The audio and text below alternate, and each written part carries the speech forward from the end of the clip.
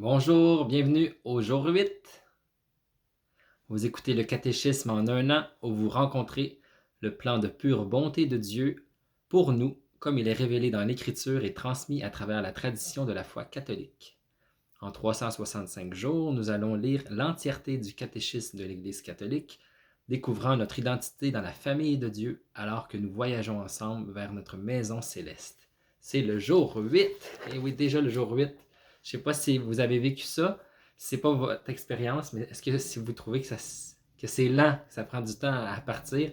On a vécu ça un peu avec ceux qui ont fait le podcast l'année dernière, ou il y a 2 ans, de la Bible en un an. C'est que souvent, on lisait les mêmes histoires, soit dans le livre des Nombres ou le livre du Deutéronome, et c'était la même chose. Puis là, on se disait, bon, quand est-ce qu'on va passer à autre chose? Ben là, c'est un peu ça qu'on va vivre, parce qu'on voit Dieu qui se révèle par étapes. C'est ça qu'on a vu hier, puis aujourd'hui, puis demain, dans le catéchisme. Il se fait connaître à travers la création, il se fait connaître à Adam et Ève. On a vu la chute, son alliance avec Noé. Puis là, aujourd'hui, on va voir Dieu qui fait l'alliance avec Abraham, qui se révèle à Abraham, aux prophètes. Puis ensuite, il crée le peuple de Dieu. Puis demain, on va voir la plénitude de la révélation en Jésus. Alors, ça peut avoir l'air redondant ou lentement, mais c'est un peu ça c'est comme ça que Dieu fait. Il prend son temps, il fait les choses lentement. C'est ça les étapes de la révélation. Il s'est fait connaître à Adam, Ève, à Noé, il a fait son alliance avec lui. Abraham, David, tout le peuple d'Israël, les prophètes. Puis là, il va se faire pleinement connaître totalement en Jésus. Mais il fait par étapes.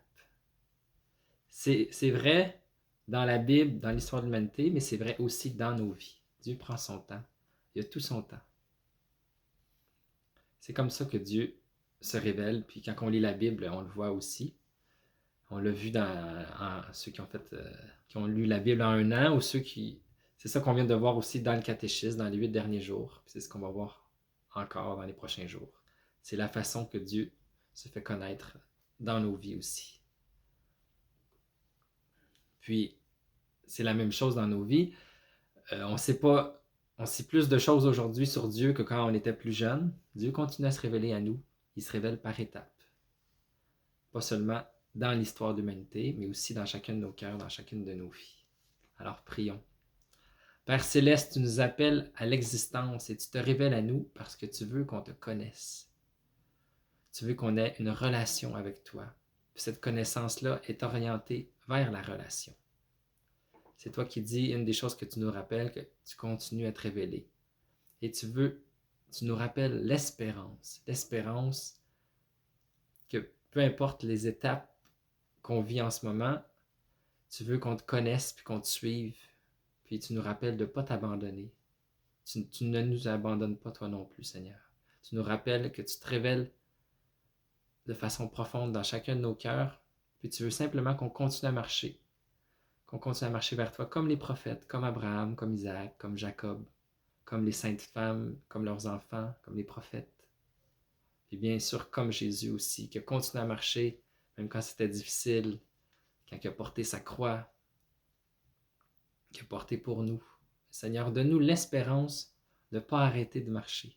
Donne-nous cette espérance-là, même dans les moments les plus sombres. Aide-nous.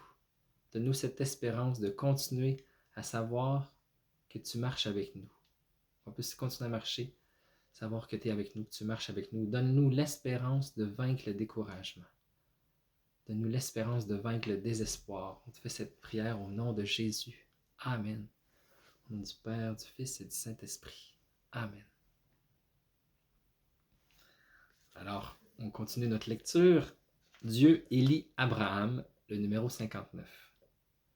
Pour rassembler l'humanité dispersée, Dieu élit Abraham en l'appelant hors de son pays, de sa parenté et de sa maison. Genèse 12:1. Pour faire de lui Abraham, c'est-à-dire le père d'une multitude de nations. Genèse 17:5. En toi seront bénies toutes les nations de la terre. Genèse 12:13, la traduction de la Septante. Numéro 60. Le peuple issu d'Abraham sera le dépositaire de la promesse faite aux patriarches, le peuple de l'élection, appelé à préparer le rassemblement, un jour, de tous les enfants de Dieu dans l'unité de l'Église. Il sera la racine sur laquelle seront greffés les païens devenus croyants. Le numéro 61. Les patriarches et les prophètes et d'autres personnages de l'Ancien Testament ont été et seront toujours vénérés comme saints dans toutes les traditions liturgiques de l'Église. Dieu forme son peuple Israël. Numéro 62. Après les patriarches, Dieu forma Israël comme son peuple en le sauvant de l'esclavage de l'Égypte. Il conclut avec lui l'alliance du Sinaï et lui donna par Moïse sa loi pour qu'il le reconnaisse et le serve comme le seul Dieu vivant et vrai, Père provident et juste juge, et qu'il attende le Sauveur promis. Numéro 63. Israël est le peuple sacerdotal de Dieu, celui qui porte le nom du Seigneur. Deutéronome 28:10. C'est le peuple de ceux à qui Dieu a parlé en premier, le peuple des frères aînés dans la foi d'Abraham. Et le numéro 64. Par les prophètes, Dieu forme son peuple dans l'espérance du salut, dans l'attente d'une alliance nouvelle et éternelle destinée à tous les hommes et qui sera inscrite dans les cœurs. Les prophètes annoncent une rédemption radicale du peuple de Dieu, la purification de toutes ses infidélités, un salut qui inclura toutes les nations. Ce seront surtout les pauvres et les humbles du Seigneur qui porteront cette espérance. Les femmes saintes comme Sarah, Rebecca, Rachel, Myriam, Déborah, Anne, Judith et Esther ont conservé vivante l'espérance du salut d'Israël. La figure la plus pure en est Marie. Alors voilà, peut-être que vous avez l'impression que ça avance lentement, mais là on voit des personnes qu'on connaît, des histoires qu'on connaît dans la Bible. Dieu qui choisit Abraham, qui en fait Abraham. C'est ça qu'on voit dans toute l'histoire de la Genèse. On avait vu ça dans la Bible en 1 an. Et on continue l'histoire d'Abraham. Dieu qui se révèle par étapes. La pédagogie de Dieu. Dieu qui y va petit peu, petit à petit. On voit dans le numéro 59. Pour rassembler l'humanité dispersée, Dieu élit Abraham en l'appelant hors de son pays, de sa parenté, de sa maison, pour faire de lui Abraham, c'est-à-dire le père d'une multitude de nations. Le catéchisme souligne aussi le peuple issu, au numéro 60, le peuple issu d'Abraham sera le dépositaire de la promesse faite au patriarche, le peuple de l'élection, appelé à préparer le rassemblement un jour de tous les enfants de Dieu dans l'unité de l'Église. Alors c'est beau. Puis ce qu'il insistait, il disait que dans le fond, Jésus n'a pas vraiment fondé une nouvelle religion, mais plutôt accompli l'ancienne alliance. Il a établi aussi la nouvelle alliance éternelle, mais on peut vraiment dire que c'est Jésus qui est l'unique, qui est le seul. Il préparait son peuple à l'attendre avec impatience, à espérer qu'il arrive. Vraiment, c'est le mot-clé d'aujourd'hui, là, espérer, l'espérance, espérer. Au numéro 64, par les prophètes, Dieu forme son peuple dans l'espérance du salut, dans l'attente d'une alliance nouvelle et éternelle destinée à tous les hommes et qui sera inscrite dans les cœurs. C'est incroyable. On est chanceux de se dire qu'on est rendu là aujourd'hui. On vit dans cette époque-là, dans cette époque-là de la Bible, du Nouveau Testament, puis ce temps-là de l'Église. Toute cette histoire-là de l'Ancien Testament, d'Abraham, des patriarches, des prophètes, jusqu'à aujourd'hui, Dieu s'est révélé petit à petit, puis on vit dans cette époque-là. C'est ces étapes-là de la révélation. On est chanceux dans ce temps-là de l'histoire. Le numéro 61 qui dit « Les patriarches et les prophètes et d'autres personnages de l'Ancien Testament ont été et seront toujours vénérés comme saints dans toutes les traditions liturgiques de l'Église. » On ne dit pas nécessairement Saint Abraham ou Sainte Sarah, Saint David ou Saint Déborah, mais pourtant, on sait que ces figures-là de l'Ancienne Alliance, dans l'Ancien Testament, pas tous, mais les saints, les héros, sont considérés dans nos cœurs comme des saints. Puis dans les traditions aussi liturgiques de l'Église, quand il s'agit de comprendre la communion des saints, par exemple dans l'Épître aux Hébreux au chapitre 11, l'Épître dit, ces gens qui nous ont précédés, ils sont comme cette nuée de témoins qui nous entourent. Alors, on les honore comme des saints, sans nécessairement mettre ST devant, là, saint, mais dans nos cœurs, c'est des saints.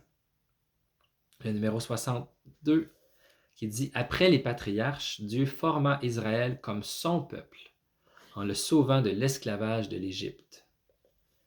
Il conclut avec lui l'alliance du Sinaï et lui donna par Moïse sa loi pour qu'il le reconnaisse et le serve comme le seul Dieu vivant et vrai, Père provident et juste juge, et qu'il attende le Sauveur promis. Dieu n'a pas seulement libéré le peuple de l'esclavage en Égypte, mais il les a conduits dans le désert jusqu'à la terre promise. Puis c'est ce qu'on voit dans la Bible, dans le catéchisme, c'est ces étapes-là. Dieu se révèle par étapes. C'est la même chose. C'est en temps réel, dans la vraie vie, c'est comme ça aussi avec nous. On le voit dans le livre de Josué. Dieu qui a conduit son peuple hors de l'esclavage en Égypte, à travers le désert, à travers le Jourdain. Puis dans le livre de Josué, le peuple entre dans la terre promise. Puis après le livre de Josué, on retrouve dans le livre des Juges, c'était le chaos complètement. Je ne sais pas ceux qui se rappellent, ceux qui ont fait la Bible en un an, il y a un petit slogan qui revenait souvent, c'est « Et à cette époque, il n'y avait pas de roi en Israël, et chacun faisait ce qui était bon à ses yeux. » On pourrait regarder ça et dire, ben voyons Seigneur, tu aurais peut-être pu accélérer les choses, faire ça plus vite. Il me semble que tu as pris ton temps. Et pourtant, de génération en génération, les gens ont appris à connaître Dieu tranquillement, lentement, petit peu à petit peu. C'est comme ça que il formait son peuple. Il formait les nations. Pourtant, il y avait des guerres qui se déroulaient, plein de vies qui étaient vécues. Les gens se mariaient, avaient des enfants, il y avait des tragédies, des triomphes. Et les générations continuaient. Puis pourtant, Dieu continue à bouger lentement, à se révéler à nous dans le temps. C'est fou quand même qu'on y pense. Il se révèle à nous lentement, mais c'est par amour. C'est par amour qu'il se révèle à nous. Si il s'était révélé d'un coup, massivement, là, paf, peut-être qu'on n'aurait pas été libre de dire oui ou non, en fait. S'il s'était révélé à nous, là, puis on le connaîtrait complètement d'un coup, puis que personne n'aurait pu dire qu'il n'existe pas, il nous aurait dit tout d'un coup, là, voilà qui je suis, j'étais le Dieu des Juifs, ça s'est accompli dans le christianisme, j'ai fondé l'Église, etc. On n'aurait pas, puis on aurait pu associer de, tout le monde croirait d'un coup, ben, on n'aurait pas été libre en fait. Le plus important, c'est vraiment de pouvoir être libre. Puis c'est pas tant aussi juste de croire en Dieu, mais de croire Dieu, d'y faire confiance, d'avoir une relation de confiance avec lui, pas juste de croire qu'il existe. Alors pour ça, Dieu se révèle lentement, tranquillement. Puis il nous donne aussi la liberté de le refuser, la liberté de le rejeter, mais aussi la liberté de l'aimer. Il ne veut pas qu'on soit un peuple qui vive dans la peur, si ce serait révélé d'un coup, mais on est aussi libre de le rejeter, parce que si c'était révélé d'un coup aussi, on n'aurait pas été libre non plus de le rejeter. Puis il veut aussi qu'on soit libre de l'aimer. Qu'est-ce qu'il fait Dieu? Ben, il se révèle par étapes. Parce qu'il nous aime par amour, il nous a créés libres. Alors, par étapes, on a la liberté de le reconnaître ou pas. C'est un mystère. Puis on va voir demain comment que Jésus, c'est lui le médiateur. Puis là, c'est vraiment l'accomplissement, la plénitude de la révélation. On va voir ça demain ensemble. Au numéro 64, il parle de la façon que les prophètes nous donnent l'espérance du salut. L'espérance du salut. On est en attente, ils sont en attente d'une alliance nouvelle et éternelle. Une alliance pour tout le monde, pas juste pour le peuple juif, mais pour chaque personne dans le monde entier. Pour tout le monde. Ça, c'est vraiment la façon que Dieu nous sauve.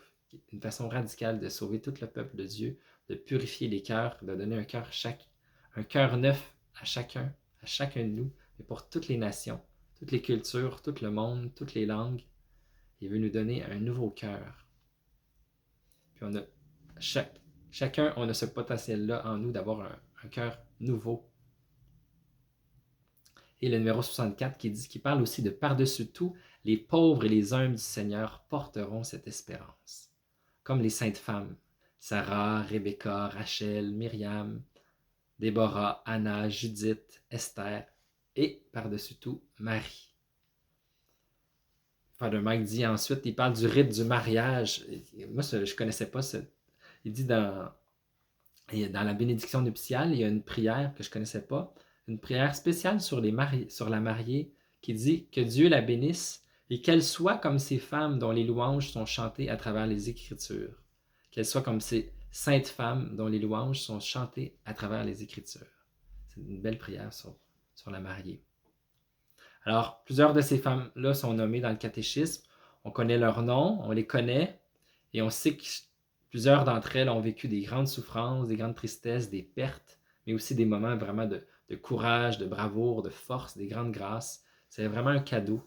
C'était des humbles, des pauvres et des humbles du Seigneur. Puis elles et leur mari, leur famille, tous les gens autour d'eux. Fait que Dieu aime, il travaille avec les pauvres, les humbles. Il leur donne l'espérance, petit peu à petit peu. Il se révèle tranquillement, étape par étape.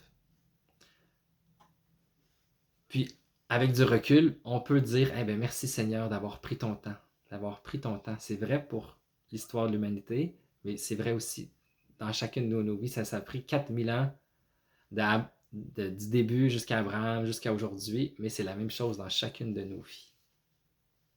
Puis on doit garder ces cœurs-là ouverts pour que Dieu puisse sans cesse se révéler à nous, puis dans les petites choses qui puissent changer nos cœurs. Alors Seigneur, s'il te plaît, donne-nous d'avoir des cœurs ouverts à toi, des esprits qui veulent te connaître, pour qu'on puisse vraiment avoir une relation avec toi. Father Mike, prie pour nous, prions pour lui, priez pour moi, prions les uns pour les autres. Alors, j'ai hâte de vous revoir demain.